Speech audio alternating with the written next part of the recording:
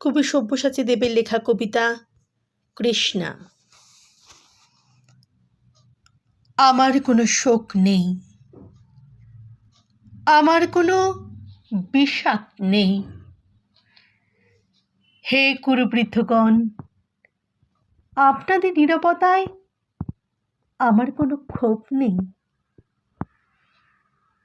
পিতামহ ভীষ্ম, ক্ষমা করবেন, আপনাকে প্রণতি জানাবার স্থিরতা আজি নেই। আর কর্ণ, তোমার জন্য ঘৃণাও বড় বেশি মনে হয়। আর হে আমার পঞ্চস্বামী, আর্যাবর্ত বিজয়ী বীরশ্রেষ্ঠ অর্জুন, শক্তিমান ভীম, নকুল, সহদেব আর আপনি ধর্মপুত্র, আপনারা আমার কৃতজ্ঞ অভিবাদন গ্রহণ করুন। আমি সর্বজ্ঞা নই, যজ্ঞভূমির অগ্নি থেকে আমার জন্ম, ধর্মাধর্মের ক্ষুরধার পথ আমার অজানিত। আর্যপুত্র, আপনার বিচার তাই আমার পক্ষে ধৃষ্টতা। আপনার কোনো বিচলন নেই, আপনার ধর্ম আপনাকে রক্ষা করেছে বিকার থেকে। কৃতজ্ঞতা জানান সেই ধর্মকে। ভীমসেন, তোমাকে আমি ভালোবাসা দিইনি কখনো, তাই তা ফিরেও চাইনি।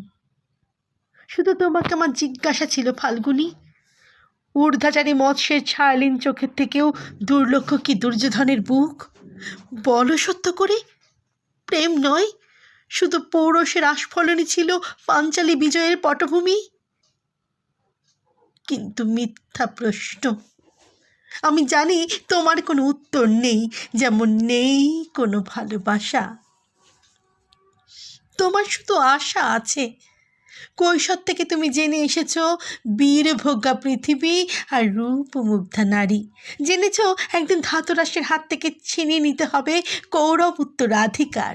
জেনে এসেছ যেখানে যা কিছু সর্বোত্তম সেখানেই পৌঁছাতে হবে তোমাকে। শুধু এই কুমারী লক্ষ্যের দিকেই তোমার দৃষ্টি ধনঞ্জয়।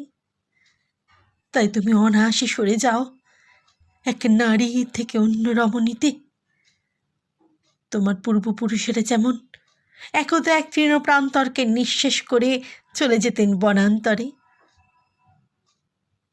এই দুটো সবাই দাঁড়িয়ে আমাকে জানতে হলো নারী শুধু কয়েক প্রহরে বিলাস সঙ্গিনী, মণিময় হার, শত সহস্র তরুণীর দাসী, দান্ত মাতঙ্গ, গন্ধর্ব প্রেরিত অশ্বযুধ, আর আমি পাণ্ডপুত্র বধূ।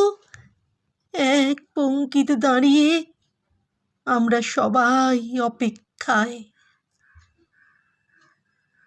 পিতৃগৃহে যেমন দেখেছিলাম আহারিনীরা দূর গ্রাম থেকে নিয়ে আসে তাদের পশুরা, আর তার উপর চোখে পড়ে লুব্ধ ক্রেতার দল আমাদের ব্যবহার করার জন্য তেমনই উন্মুখ হয়ে আছে যারা আমার পতির আত্মীয়। আর আমাকে বিলিয়ে দিচ্ছেন যারা, তারা আমার পঞ্চস্বামী।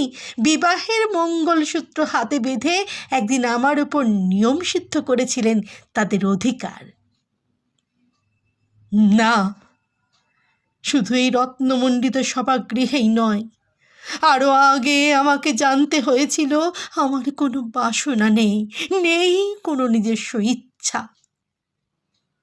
অর্জুন, প্রথম দেখার মুহূর্তে আমার হৃদয় দিয়েছিলাম তোমাকে, অথচ আমার শরীরকে প্রথম আলিঙ্গন করলেন ওই মহাভাগ যার খ্যাতি ধর্মপুত্র বলে।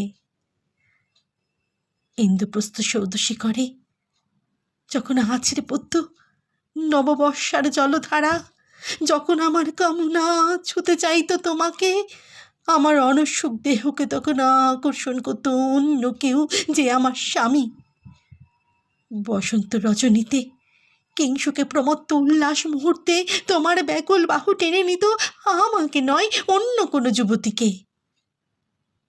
বারে বারে আমাকে সন্তানবতী করেছে পুরুষ, কিন্তু তারা প্রত্যেকেই আমার আকাঙ্ক্ষিত নয়।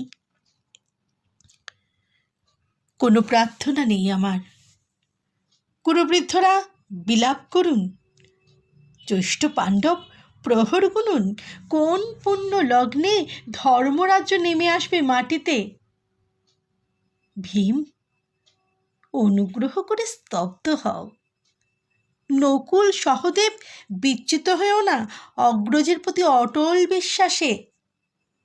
আর অর্জুন, অন্তঃপুরে যাও, সেখানে তোমার জন্য স্নিগ্ধ শরীর সাজিয়ে রেখেছে তোমার কোনো প্রেয়সী।